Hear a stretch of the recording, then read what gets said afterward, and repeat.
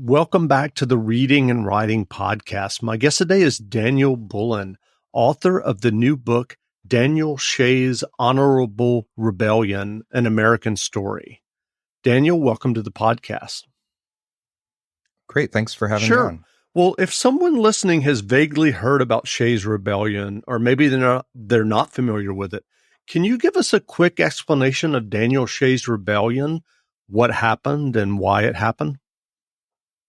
Sure. What's known as Shays Rebellion has been part of the Massachusetts state frameworks for middle school forever. It's basically taught as the unrest that led to the Constitution.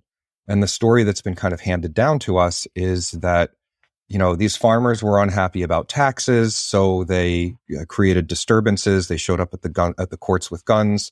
And the government had to step in and disperse them, and it highlighted failures in the Articles of Confederation. And so we needed a stronger federal constitution with a federal army and federal powers of taxation. And, that's the story that people are getting in middle school. And, even at Mount Vernon's website, their page, the home of George Washington, their website has a page for Shays Rebellion, and it starts with, Shays Rebellion was a violent insurrection in Massachusetts. That's pretty much not true. There was sporadic violence after the protests were over. But what I found when I dug into this was that the actual story really hadn't been told, and it looks a lot like it had been deliberately manipulated. So the short version is, the people weren't just angry about taxes. They were watching the government put measures in place that were going to cost them their farms. And those measures were explicitly unjust. Like, anybody could see that they were paying financiers and speculators at the people's expense. So the principles were there. The principles were part of this as much as the material consequence that these people might lose their farms. But also, having just fought the revolution, the revolution ended in 1783 officially. This was 1786, and these people felt like we just fought a war for our liberty. And that means not being pushed off of our farms to pay taxes to, make rich people richer. So they staged, protests that lasted for 5 months. They did not fire a shot. They didn't even throw a stone through a courthouse window. And in the end, the government kind of panicked and fielded an army, and that army dispersed the protesters. But 2 months later, and this is the part that gets lost in the history, 2 months later, the people of Massachusetts went to the polls and voted Governor Bullen out by a 2-1 margin, right? I mean, think about our 51-49 elections these days. This was 66-33.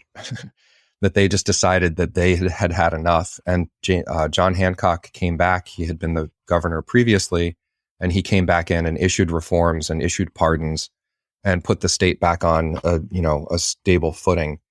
So once I started finding that story and looking at it kind of on a day-to-day, week-to-week basis, I thought, why hasn't this been told? And this is going to be a delight to tell this story. Because it let me get into the seasons, it let me get into the farmers' lifestyles and really kind of learn some things about Western Massachusetts and what it was like to live here.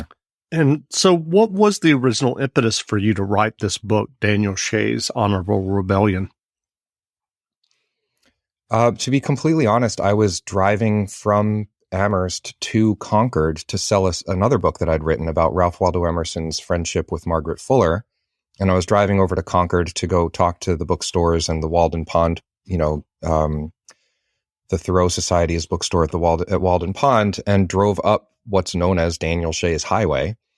And as I say in the preface, that I kind of found this story on the side of the road. I literally saw this sign that said Daniel Shays Highway, and I came home and said, right, who's this Daniel Shays fellow, and why is this highway named after him? And once I started reading, that was 2012. And once I started reading, the history that I was finding started to kind of match up with things that were in the news. Occupy had recently been suppressed by Governor Bloomberg. The riot cops had cleared Zuccotti Park. Bernie Sanders was entering the national scene in 2012. We Are the 99% was in the air. And there was really a sense that the people were trying to advocate for meaningful changes, and then the institutions were resisting that in meaningful ways. And I felt like I was just watching that happen in the history as the people they started with petitions for a year and a half.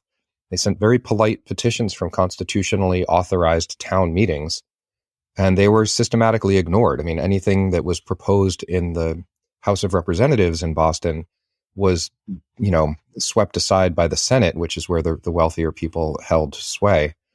So nothing got to the governor's desk by way of reforms. So when the people were finally, after a year and a half, they finally said, okay, we can't put up with this anymore. And they started to interrupt the courts. So I felt like I was watching things happen in two times, but it was still kind of the same story. And so what did you do to research the book, and how did you discover the narrative that you're talking about that is often overlooked, as you said, in how Shays Rebellion is taught in middle school and referred to in a lot of history? Sure.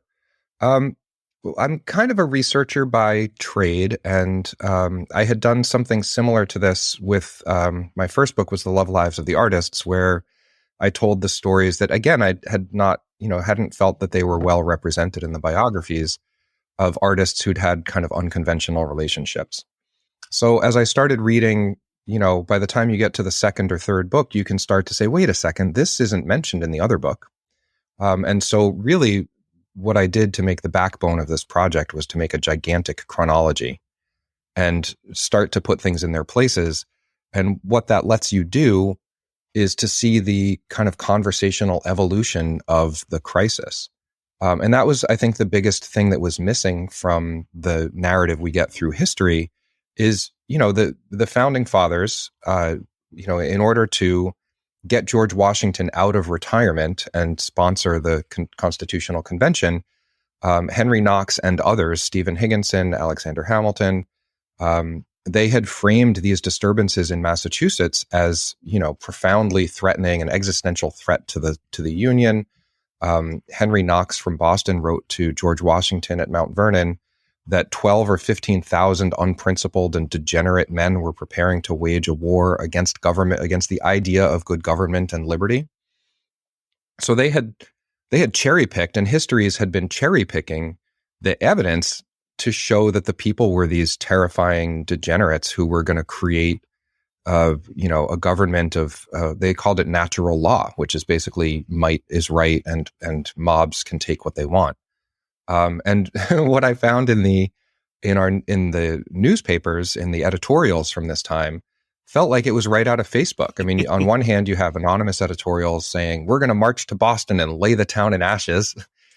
And on the other hand, you have, merchants and lawyers and business people accusing the people of being lazy degenerates who don't want to work. They just want things for free.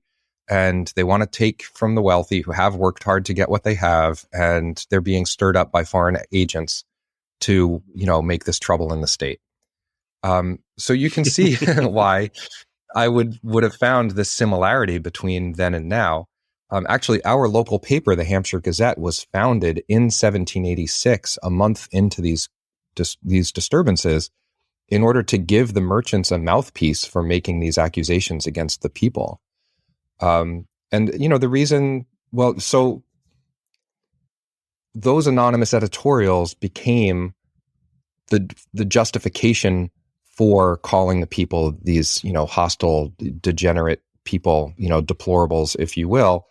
And they've just kind of remained that way throughout history. But when you look at the petitions that they sent in the beginning, and you look at, their flowery, wordy, almost fawning petitions begging for relief, you think, wait a second, these don't sound like violent degenerates waiting to overthrow the government. These sound like proud citizens begging for relief from flagrantly unjust laws.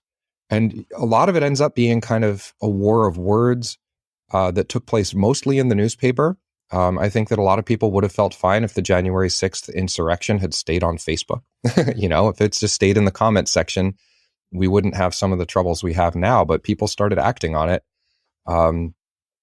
And I think Daniel Shays was brought in, and this was the story that I really found that I didn't think had been fully told, was that I think Daniel Shays was brought in to keep these things under control and to keep anybody from acting on it and to keep the peace so that people could obtain, legitimate, constitutionally meaningful reforms through legitimate channels.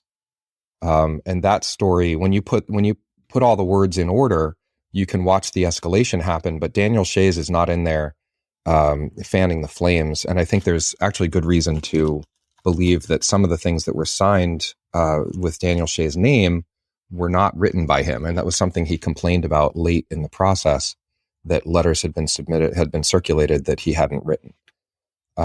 So I felt like there was a really ripe story to be told here. And it took me all over central and western Massachusetts. These protests happened from Taunton and Concord to Worcester to Springfield to Northampton and out to Great Barrington. And then Daniel Shays, when the movement collapsed in February of 1787, Daniel Shays and 300 men were driven into exile in Vermont. They marched north on foot, probably on horseback at that point, through New Hampshire, through the southwest corner of New Hampshire, crossed into Vermont between Putney and Brattleboro, and then crossed the state. If you know Stratton Mountain and Grout Pond, they didn't cross where our Route 9 goes over Hogback Mountain. They crossed through the mountains in 18 inches of fresh snow and came out in Arlington over by Ethan Allen's family homestead, and then camped out there waiting to get redress or to see what would happen next. So it was a great way to, as a transplant from the New York City, New York suburbs area and the Hudson River Valley, which, I grew up among that history. This was a great way for me to start making myself familiar with the landscape and what it took for people to live here, just in driving around. Sure. And we've talked about the protests themselves. Can you tell us a little bit about Daniel Shays himself? Sure. And this is one of the other things that was really satisfying to bring to the book. I just started putting things together. I found somebody had put together information about his family history, his descendants, his parents, his siblings. And I found some resources online that were genealogies of his wife's family.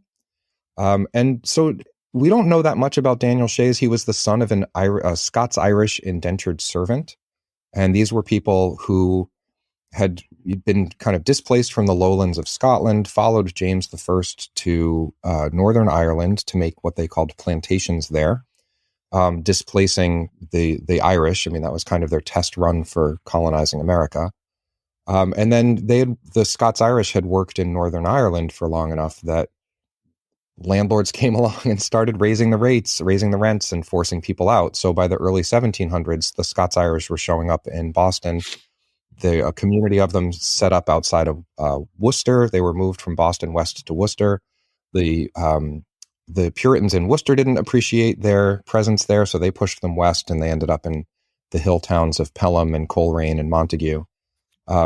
So, Daniel Shays' father was somebody who had sold his service, years of service in order to come to the colonies. And Daniel Shays was the third child and first son in that family. And he was selling his labor, he was working as a laborer from as early as he could. But at one point he worked on Captain Daniel Gilbert's farm in Brookfield and ended up marrying Daniel Gilbert's daughter. So when Daniel Shays marries Gilbert's daughter, Gilbert gave him a dowry that allowed him to catapult from laborer into the ranks of gentleman farmers. So Shays made a settlement or bought a farm in Shutesbury and started his family there before the Revolution. And then during the Revolution, he rose through the ranks, starting at ensign, which is a rank above private, and came out of the war as a commissioned officer. So again, I think that you can see, even from this rough picture, you can see that Daniel Shays is somebody who has connections at every rank, right? The officer class has accepted him in. The enlisted men have followed him. He came from among them. He knows all of their experiences. And he's living among his people with the Scots-Irish, but they're also living in Pelham. he didn't follow his family members north to Vermont or to the western, to eastern New York on the Vermont border where he had siblings. He stayed within a day's ride of Brookfield. So I'm going to guess that just geographically that his wife's family and Captain Daniel Gilbert remained important to him and to his wife and their 5 kids. So I see him as somebody who was kind of straddling the line between the upper middle class and the working class people, the farmers. And I think that's why he got stuck with responsibility for reining these protests in. Because the first time they protested, he declined. He was asked to lead and he declined. And he only took the reins after the first round of protests was met with extremely provocative, threatening language from the state. And then the second round of protests looked like they were going to be, inflammatory. So that's when Daniel Shays said, okay, I'll step in and lead. And I see him as kind of a reluctant leader who was kind of trapped in this process that was just going to play out the way that it was going to play out. And his name got put on it, much to his chagrin, as I think there's a little bit of evidence that he wasn't thrilled about being in that role. Hi, this is Jeff, the host of the Reading and Writing podcast. I wanted to tell you about an app that can change how you plan parties and celebrations at your home. Drizzly. Drizzly is the most convenient way to buy beer, wine, and spirits, with delivery to your doorstep in under 60 minutes. Are you hosting a book club party and you need a couple of bottles of wine? Well, keep in mind Drizzly. Or do you and your friends make cocktails based on your favorite book characters or novels? If so, again, use Drizzly. That's DRIZLY.com. Drizzly is the #1 app for alcohol delivery. Again, that's Drizzly, DRIZLY.com. And right now, if you act, Drizzly is giving every new customer $5 off their first order. Just use the promo code FAST5 at checkout. Geico presents Motorcycle Sounds. If you hear this, and within 15 seconds, you already know that it's a 6-speed cruiser with a wheelbase of 120 inches, a V-twin 2-cylinder engine with a max torque of 110 foot-pounds, a bright yellow body, black upholstery, chromed-out wheels, a nice clean fairing, and a big dresser in the back ready to tour, well, then you probably ride a motorcycle. So you probably know that Geico could save you even more when you bundle motorcycle with your home or car insurance. Geico Motorcycle. Save even more when you bundle. Well, you mentioned earlier the Massachusetts governor race that the governor during this time was defeated after the protest. Right. What were some of the other outcomes or results of the protests? The protests didn't change all that much, beyond bringing things back to the state of the economy before. The inflammatory measures that James Bowdoin had put in place were really explicitly designed to help this financier class. And the repeal of that and the repeal of, they restored habeas corpus when Hancock came back in. At the end of the day, there were only 2 people were hung. And those people were hung for having participated in something called Hamlin's Raid, which was after the thing had collapsed, but before the elections.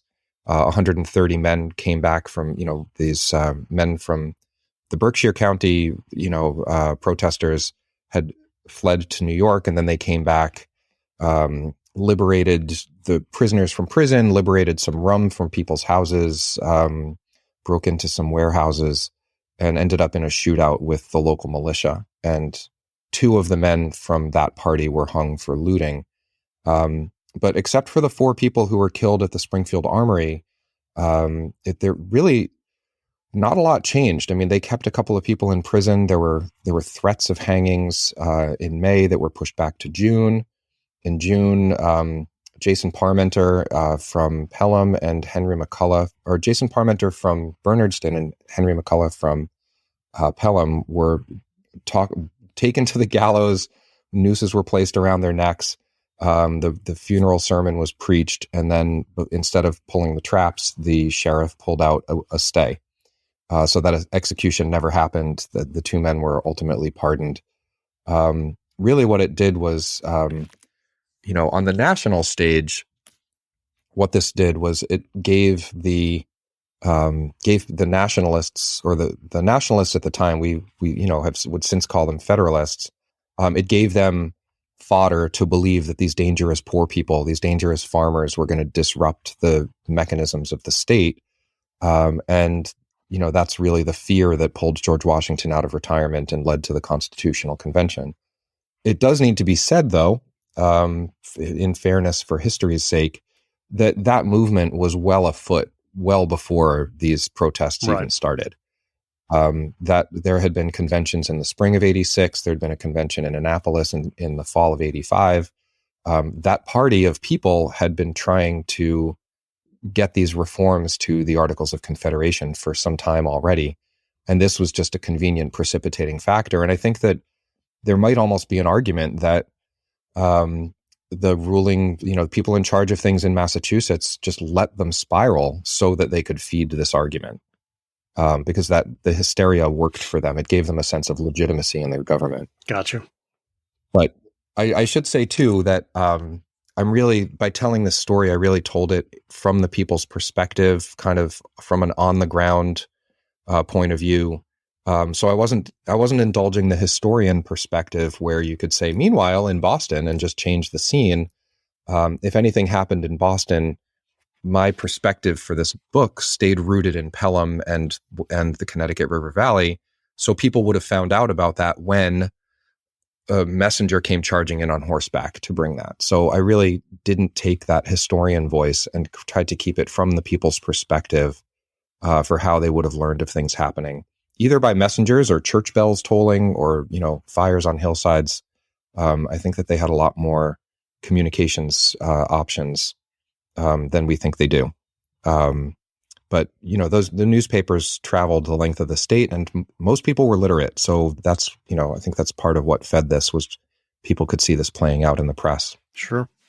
Well, you mentioned earlier about, specifically about the press, and you compared these anonymous op-eds or anonymous letters to the editor, kind of comparing them to Facebook. I'm curious, how do you think Shays Rebellion is relevant as we sit here in the waning days of 2021 in the U.S.? Yeah, that's a really interesting question. I think it shows you, it raises some questions about where people get their news and what they think is real.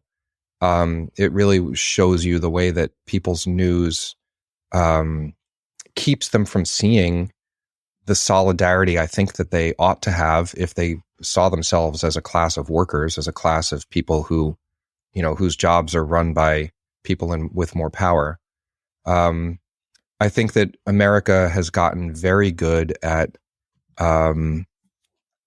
keeping that class from coming together. I mean, when I was writing this book, Bernie Sanders was stirring up the national scene. I was working on this book straight through the Trump presidency.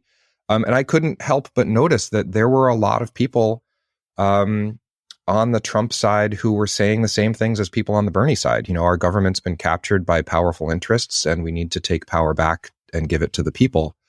I just think that the media has gotten very good at making sure those people never get together from the right and the left and start seeing themselves as one class. And I think that partially, to my mind, that explains why Bernie Sanders was never really let in to the system, why they worked so hard to keep him out.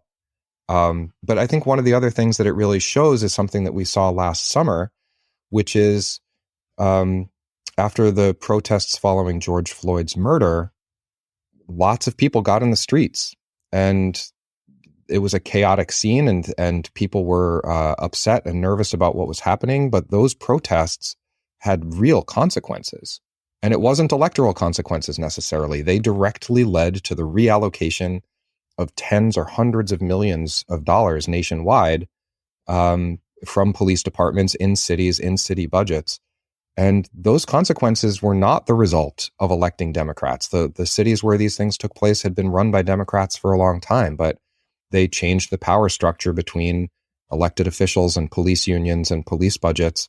And people started looking for different ways to do things. And I think that when people get involved in politics, I mean, that's, I think, the real story to this book, and the real relevance today is that when people get into the politics, when they get in the streets, different kinds of things happen than when they just get into the voting booth, right? By the time they get you to the voting booth, they've narrowed down the options for you. But when people are in the streets, there's this hysteria that goes with, and nobody's sure what's going to happen, and everybody can imagine the worst. And that, I think that fear kind of brings people together. And I do need to say, too, that one of the reasons I've been so proud to tell this story is that, again, I think I've mentioned this before, the people kept the peace meticulously for 5 months.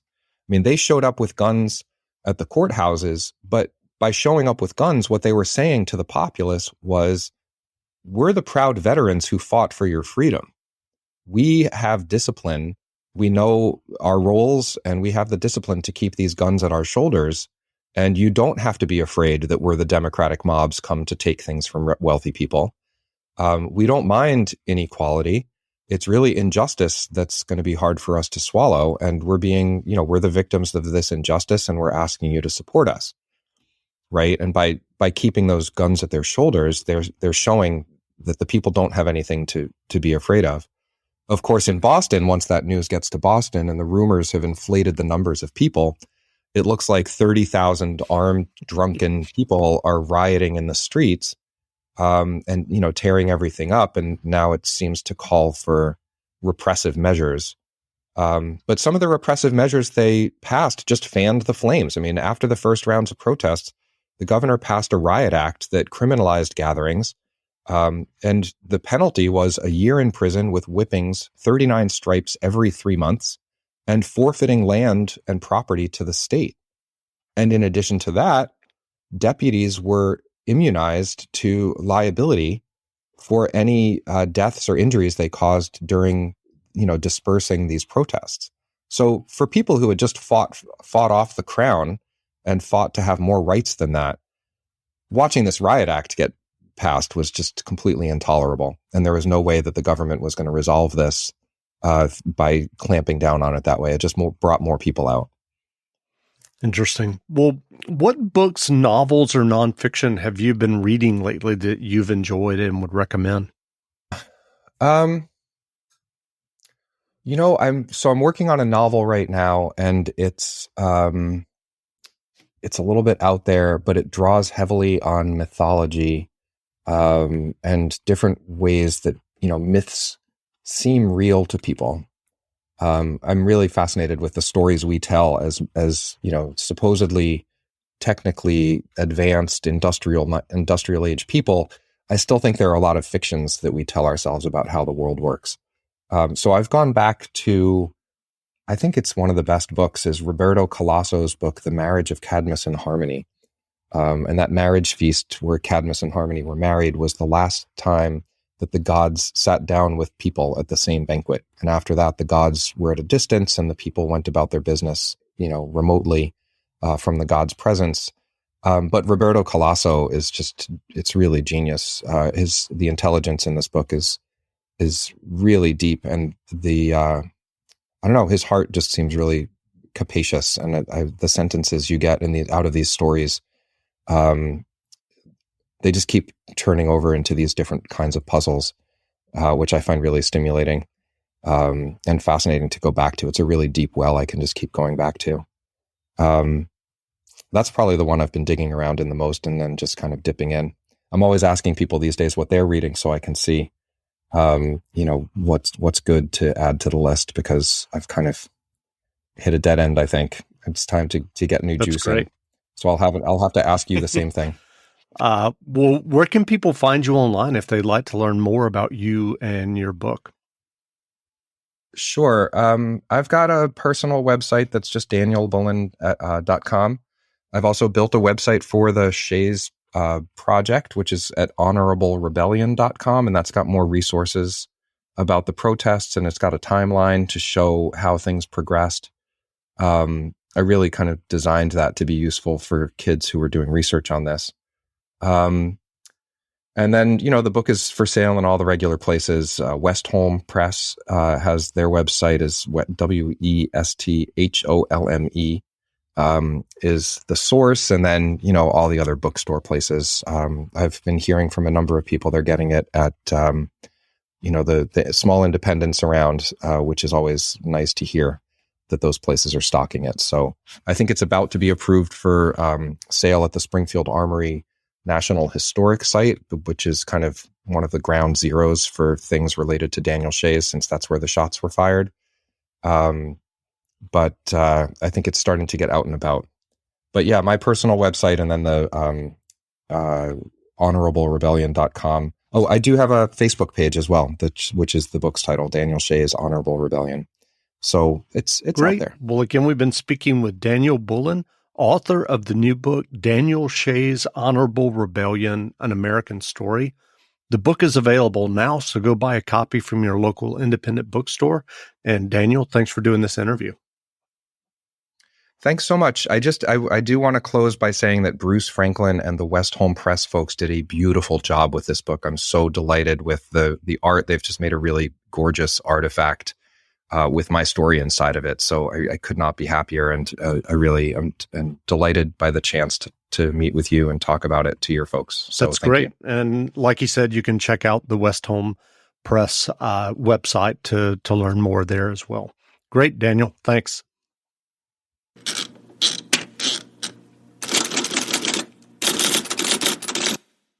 "15 minutes could save you 15% or more." Wait a minute. I've heard that before.